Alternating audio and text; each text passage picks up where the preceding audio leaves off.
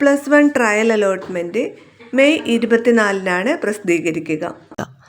എല്ലാവരും ആപ്ലിക്കേഷനൊക്കെ കൊടുത്തിട്ടുണ്ടാകും.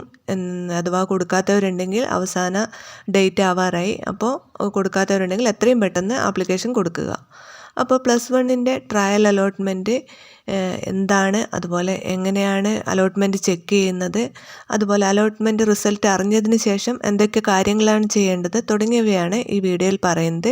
അപ്പോൾ video like ചെയ്ത് കാണാൻ ശ്രദ്ധിക്കുക. അതുപോലെ ആദ്യമായി ഈ ചാനൽ കാണുന്നവർ പ്ലീസ് ഒന്ന് സബ്സ്ക്രൈബ് ചെയ്യുക. അതുപോലെ തൊട്ടടുത്തുള്ള ബെല്ലൈക്കൺ എനേബിൾ ചെയ്യാനും മറക്കരുത്.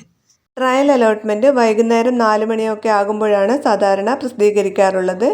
മെയ് 24-ന് വൈകുന്നേരം 4 മണിയോടുകൂടിയൊക്കെ ആയിരിക്കും റിസൾട്ട് പ്രസിദ്ധീകരിക്കുക.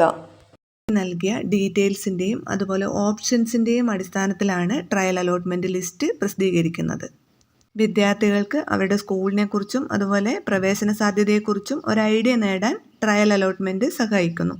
ഇനി എങ്ങനെയാണ് ട്രയൽ അലോട്ട്മെൻറ്റ് പരിശോധിക്കുന്നത് എന്ന് പറയാം. അതിനുശേഷം പിന്നീട് നിങ്ങൾ എന്താണ് ചെയ്യേണ്ടത് എന്നുകൂടി പറയാം. HSCAP kerala.gov.in എന്ന വെബ്സൈറ്റ് സന്ദർശിക്കുക. കാൻഡിഡേറ്റ് ലോഗിൻ SWS എന്ന ലിങ്കിൽ ക്ലിക്ക് ചെയ്തതിന് ശേഷം യൂസർ ID, പാസ്വേഡ് എന്നിവ കൊടുത്ത് സബ്മിറ്റ് ചെയ്യുക.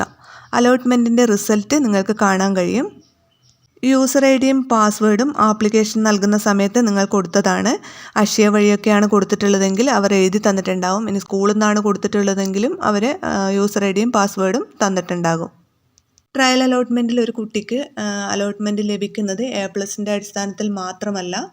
മുഴുവൻ A+ കിട്ടിയ വിദ്യാർത്ഥികൾക്ക് ട്രയൽ അലോട്ട്മെൻറ്റ് ലഭിക്കണമെന്നില്ല. അതുപോലെ A+ എല്ലാ വിഷയത്തിനും കിട്ടാത്ത കുട്ടികൾക്ക് ട്രയൽ അലോട്ട്മെൻറ്റ് കിട്ടിയെന്നും വരാം. കാരണം റിസർവേഷൻ, അതുപോലെ ബോണസ് പോയിൻ്റ്, അതിനോടൊപ്പം ഗ്രേഡ്, മാർക്കിൻ്റെ ഗ്രേഡ്, ഇതൊക്കെ പരിഗണിച്ചിട്ടാണ് ട്രയൽ അലോട്ട്മെൻറ്റ് പ്രസിദ്ധീകരിക്കുന്നത്. ഇനി ട്രയൽ അലോട്ട്മെൻറ്റിൻ്റെ റിസൾട്ട് നോക്കിയതിന് ശേഷം നിങ്ങൾ എന്താണ് ചെയ്യേണ്ടത് എന്ന് പറയാം.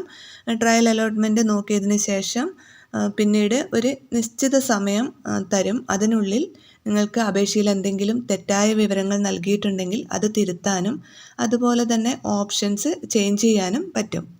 പിന്നീടുള്ള അലോട്ട്മെൻറ്റിലൊന്നും ഇതുപോലെ ഉള്ള അവസരങ്ങളില്ല. അതുപോലെ തന്നെ ട്രയൽ അലോട്ട്മെൻറ്റ് കിട്ടിയ സ്കൂളിൽ ആ സമയത്ത് അഡ്മിഷൻ എടുക്കാൻ പറ്റില്ല.